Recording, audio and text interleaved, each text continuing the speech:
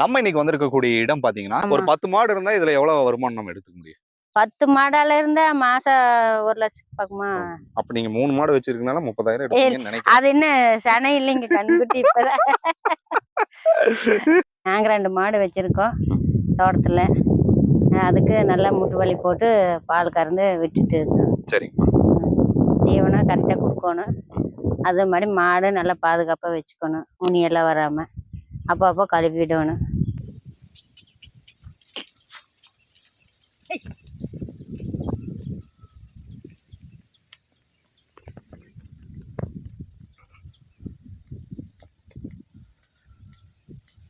என்னென்ன நோய்கள் வருதுங்க மாடுகளுக்கு? மாட்டுக்கு கால் நோவு வருங்க.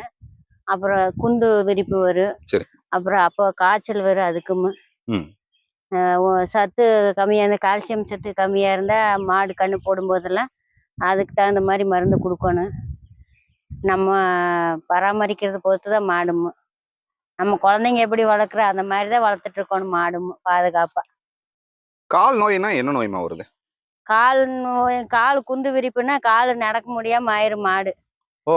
நடக்க முடியாமல் கால் படுத்துக்கு அப்படியே மேயாது மாடெல்லாம். சரிம்மா. அதுக்கு இப்போ முதல்ல எல்லாம் நாட்டு வைத்தியம் பார்த்தாங்க. இப்போ அதுக்கு ட்ரீட்மெண்ட் வந்துருச்சுங்க. அது டாக்டர் கூப்பிட்டு எல்லாம் ஊசி போட்டு எல்லாம் வைத்தியம் பண்ணணும். அப்புறம் இந்த கால்சியம் சத்து கம்மியான மாடு படுத்து எந்திரிக்காதுங்க. அதுக்கு குளுக்கோஸ் எல்லாம் போட்டு அதுக்கு டானிக் எல்லாம் கொடுக்கணும். சரி, அதுக்கு நாட்டு வைத்தியம் ஏதாவது இருக்குங்களா? எதுக்குங்க?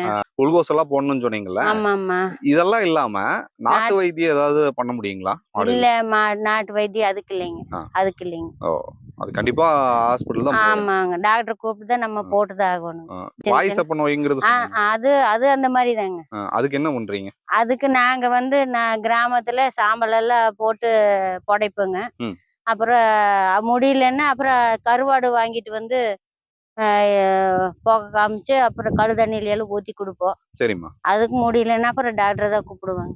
இப்ப கருவாடு வாங்கிட்டு வந்து புகை போடுவீங்க? புகை போடுவோங்க. அதாவது நம்ம சாம்பிராணி புகை பிடிக்கிற புகை போடுற மாதிரி போட்டு அப்புறம் தண்ணியில கலந்து அது குடிக்க வைப்போங்க மாட்டுக்கு. தண்ணியில கலந்து குடிக்க வைப்போங்க.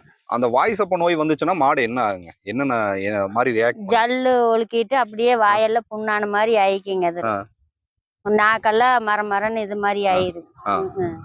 பூரா பூரா நாக்கெல்லாம் மரமரம் ஆயிரு, ஜல்லு ஒழுக்கிட்டே கிடக்கு. ஓ, இதுதான் பிரச்சனைங்கிறீங்க? ஆமாங்க. ஐயா கிளம்பிட்டீங்களா? அந்த மாதிரி ப்ராப்ளம் வந்து. வேற இந்த மாட்டுக்கு மடி நோய் பிரச்சனைன்னு ஒண்ணு வருது. ஆமாங்க ஆமாங்க. அந்த மடி நோய் பிரச்சனை வந்துச்சுன்னா மாடுக்கு என்ன ஆகுங்க? கட்டிக்குங்களா? ஆமா, பால் கட்டிக்குங்க. அது நம்ம கறந்து கறந்து கீழே தான் விடணும். அந்த பாலை பால் கறக்கும் போது அதுக்குள்ள விடக்கூடாதுங்க. கட்டி கட்டியே திரியா இறங்குங்க. அந்த பால் அடுத்தவங்களுக்கெல்லாம் கொடுக்க கூடாதுங்க. கொடுக்க கூடாது. ஆமா ஆமா. கொடுத்தா என்ன ஆகுமா? அது பால் நல்ல பாலோட அந்த பாலை கொடுத்தா பால் கெட்டு போகும்.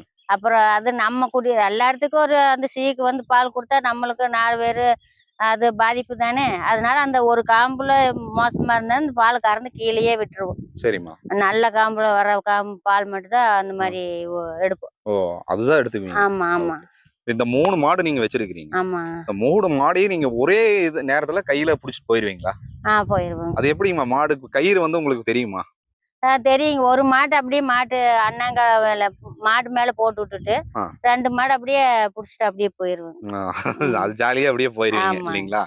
கெம்பனூர் அப்படிங்கிற ஒரு கிராமத்தை நோக்கி தான் வந்திருக்கோங்க. இந்த கிராமத்துல ஒரு அம்மாங்க கிட்டத்தட்ட ஒரு 2 மாடுகள் பிளஸ் ஒரு கன்றுக்குட்டியும் வச்சு வளர்த்துட்டு இருக்காங்க.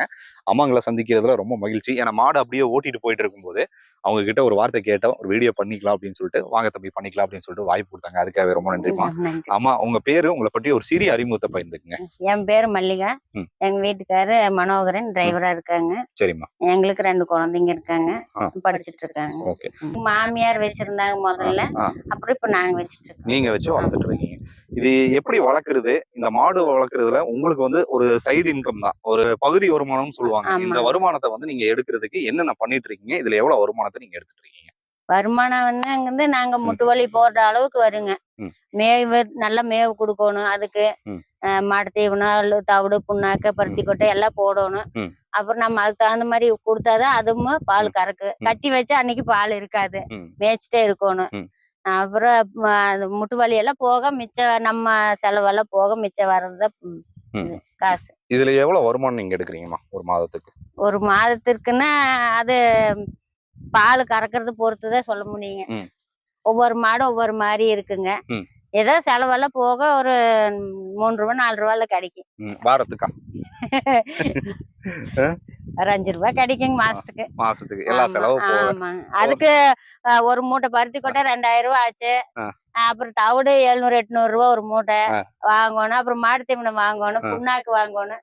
அதுக்கெல்லாம் போட்டு மிச்சம் இருந்தாதான் நம்மளுக்கு அதுக்கு போடணும். அது போட்டாதான் பால் கறக்கு, என்ன பால் கறக்காதுங்க. அதுக்கு போட்டு மிச்சம் தான். அப்புறம் இதுக்கு உனி மருந்து வாங்கி ஊட்டணும். உண்ணி வந்துச்சுன்னா எங்கெங்க பிடிக்குமா? எங்க மூஞ்சில இருந்து எல்லா சைடும் வருங்க. இங்க பாருங்க, இருக்குங்க பாருங்க, உனி பாருங்க, தெரியுதுங்களா? இதெல்லாம் உனிதாங்க. மருந்து வாங்கி ஊத்தணும். 10 நாள் தான் ஆச்சுங்க மருந்து ஊத்தி. இப்ப திரும்ப வந்துருச்சு. ஊத்தணும். எல்லாம் சோப்பு போட்டு கழுவி விட்டு அப்புறம் மருந்து ஊத்தணும். என்ன மருந்து ஊத்துவீங்கம்மா? மருந்து பேரு தெரியலீங்களா? இல்ல, நீங்க அது வந்து எங்க வாங்குவீங்க? காரமடையில் மெடிக்கல் ஷாப்ல. மெடிக்கல் ஷாப்ல நம்ம உண்ணி பிரச்சனைக்கான ஆமா, மருந்து உண்ணி பிரச்சனைக்குன்னு கேட்டா அவங்க தருவாங்க. சொட்டு மருந்து இருக்கு. அதுல சொட்டு சொட்டா கொண்டு வந்து அப்படியே மேல இருந்து ஊத்திட்டா அது செத்து போகும். செத்துரும். ஆமா ஆமா. உண்ணி இருந்துச்சுன்னா மாட்டுக்கு என்னென்ன மாதிரியான பிரச்சனைகள் ஏற்படும்? மாடு வந்து இந்த ரத்தம் எல்லாம் உறிஞ்சிருங்க. ரத்தம் எல்லாம் உறிஞ்சிருங்க. உண்ணி பிரச்சனை இருந்தா அப்புறம் எச்சை ஆயிட்டு அது ஒரு வாரியம் நம்மளுக்கு அசிங்கரமாயிரும். சுறுசுறுப்பா இருக்காது மாடும். அது சுத்தமா இருந்தா மாடு நல்லா இருக்குங்க. இல்ல, சில மாடு பண்ணைகளை வந்து பாத்தீங்கன்னா ஈ வந்து சுத்திக்கிட்டே இருக்கு மாடை சுத்தி. அந்த ஈ சுத்துறதுக்கான காரணம் என்ன? அது நம்ம சுத்தம் பண்ணி வைக்கணும். மாட்டு சாலையெல்லாம் சுத்தமா வைக்கணும். எத்தனை நாளைக்கு ஒரு டைம் குளிப்பாட்டி விடுவீங்க மாடுகளுக்கு? நாங்க டைம் கிடைச்சா 8 நாளைக்கு ஒருக்கா கூட குளிப்பாட்டி விடுங்க. தோட்டத்துல தண்ணி ஓடும்போது எங்க வீட்டுக்காரர் இருக்கும்போது நாங்க அப்பப்போ குளிக்க வச்சுக்குவோம். சரிங்க. மாட்டு தீவனம் என்னென்ன கொடுத்துட்டு இருக்கீங்க? நாங்க மாட்டு தீவனம் பருத்தி கொட்டை போடுவோங்க, முழு பருத்தி கொட்டை. அப்புறம் புண்ணாக்கு, தவிடு போடுறோங்க. புண்ணாக்கு, தவிடு. சரி, இதெல்லாம் போடல, எனக்கு பால் மட்டும் அதிகமா வேணும்னா என்ன பண்ணணும்? அதிகமா வராதுங்க. எவ்வளவுதான் வரும்? கம்மியா தான் வருங்க. ஒரு 2 லிட்டர் இந்த மாதிரி தான் வருங்க. எல்லாம் போட்டாதான் வருங்க. போடலன்னா வராதுங்க. அப்போ நம்ம வந்து ஒரு குழந்தை வந்து புஷ்டியா வளரணும்னா பூஸ்ட், ஹார்லிக்ஸ், போர்ன்விட்டா எல்லாம் குடுக்குறோம். அந்த மாதிரி இதுக்கும் நம்ம வந்து கொடுத்தாதான் நல்லா மாடு ஆரோக்கியமா இருக்கும். ஆமா, வெறும் தண்ணி வச்சா குடிக்காதுங்க. பச்சை தண்ணி வச்சா குடிக்காது. அதெல்லாம் போட்டு வச்சாதான் குடிக்கும். ஏன்? அது டேஸ்ட். டேஸ்ட் நம்மளுக்கு எப்படி டேஸ்டா உணவு சாப்பிடுறோம் அதே மாதிரி தான் அதுக்கு அந்த டேஸ்ட் பழகிடும். சரிங்கம்மா, இந்த மாட்டு பண்ணையில மூலமா இப்ப நீங்க வந்து சிறு அளவுல நீங்க மாமியார் வச்சிருந்த அந்த மாடுகளை வந்து நீங்க வளர்த்து, இப்ப மாமியார் இருக்காங்களா? இருக்காங்க. இன்னும் அவங்க சப்போர்ட் பண்ணிட்டு தான் இருக்காங்களா? இல்ல, இப்ப எல்லாம் வயசாயிருச்சுங்க. அவங்களால முடியறது இல்லைங்க. அதனால அவங்களோட மாடுகளை நீங்க வந்து மருமகளா எடுத்து நீங்களும் இப்ப வளர்த்துறீங்க. மேய்ச்சலுக்கு எங்கெங்கம்மா அழைச்சிட்டு போவீங்க? எங்க தோட்டம் இருக்கு, தோட்டத்துக்கு தான் கூட்டிட்டு போவாங்க. அங்க என்னென்ன புற்களை மேயுங்க? எல்லா பொருட்களும் இங்க இருக்குது. அருகம்பில்லு எல்லா பில்லுமே இதுல இருக்கு. இந்த புற்கள் எல்லாமே மேயும். ஆமாங்க ஆமாங்க. அந்த மாடுகள் வந்து மேயக்கூடிய அந்த புற்கள் எல்லாமே அதுகளுக்கு நல்லாவே தெரியும். ஆமா, மாட்டு தீவனம் போடுவா. அது மசால் பில் போட்டிருக்கு தோட்டத்துல. மசால் பில் போடுவா. தட்டு இருக்கு, வரத்தட்டு, தட்டு போடுவோம். எவ்வளவு ஏக்கர் பயிரிட்டு இருக்கீங்க மசால் புல்லு? மசால் பில்லு ஒரு 1/2 ஏக்கருக்கு போட்டிருக்காங்க. தட்டு 300 400 கத்தை வாங்கி அடுக்கி இருக்கு வீட்லயே. அது நீங்க வரத்தட்டுங்களா? இல்ல வரத்தட்டு. இப்ப கூட ஒரு ஐயாவை பார்த்து பேசிட்டு வரும்போது என்ன சொன்னாருன்னா, உங்களுக்கு வந்து சோளப்பயிர் வந்து அதாவது நல்லா பச்சையா இருக்கக்கூடிய சோளப்பயிர் கொடுத்தா பால் வந்து ஒரு 5 பாயிண்ட் அதிகமா வருங்க. நம்மளுக்கு கிடைக்கணும் இல்லைங்க. கிடைக்கணும் இல்ல, பாத்துங்க. நம்ம தோட்டத்துல பன்னிகளை வர்றதுனால இப்ப அப்படியெல்லாம் விட முடியுது இல்லைங்க சோளம். அதனால நாங்க வேலைக்கு வாங்கிதான் போட முடியுது. பன்னி தொந்தரவு ஜாஸ்திங்க தோட்டத்துல. பால் நீங்களே கொண்டு போய் ஊத்திட்டு வந்துருவீங்களா? ஆமாங்க, வண்டியில போயிருவீங்க இல்லைங்களா? ஒரு இடத்துல வேலைக்கு போறீங்க. அப்படி வேலைக்கு போறதுக்கு இந்த மாடுகள் வளர்க்கறதுக்கு சமமா இருக்குங்களா?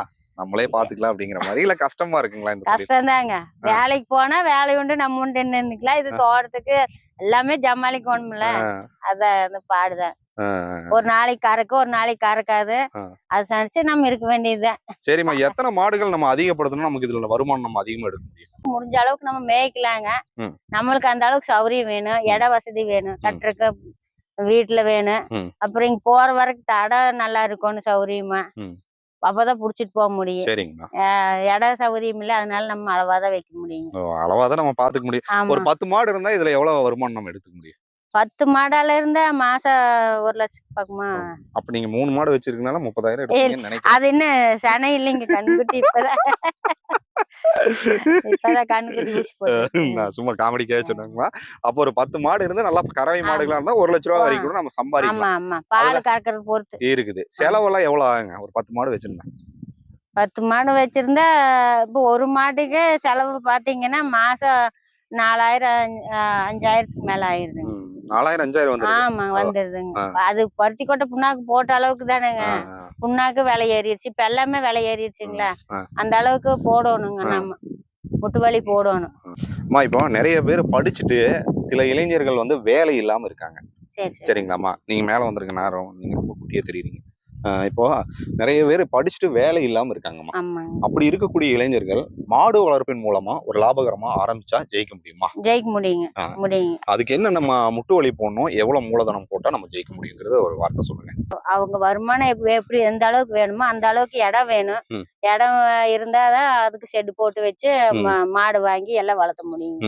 சரிங்கம்மா, உங்களை போயிட்டு இருக்கணும் குறுக்காட்டி நிப்பாட்டி மாடுகள் வளர்ப்பை பற்றி நீங்க நிறைய விஷயங்கள் எனக்கு ஒரு சில பேர் கிட்ட பேசினேன்னா அவங்க கிட்ட இன்னும் நம்ம தகவல் சேகரிக்கணும் அப்படின்னு நினைப்பேன். உங்களோட பேச்சுல ரொம்ப திருப்தியா இருந்துச்சுங்க. இன்னும் பேசணுங்கிற மாதிரி இருந்துச்சு. செட்டு வந்து எவ்வளவு அளவு போட்டிருக்கீங்கம்மா? நாங்க ஒரு 20 அடிக்கு மேல போட்டிருக்கோம். 20 அடி. எத்தனை மாடுகள் கட்டுற மாதிரி இருக்கும்? ஒரு 5-6 மாடு கட்டுற அளவுக்கு போட்டிருக்கோம். 5-6 மாடுகள் அதுல கட்டலாம். சரிங்கம்மா, ரொம்ப நன்றிங்க.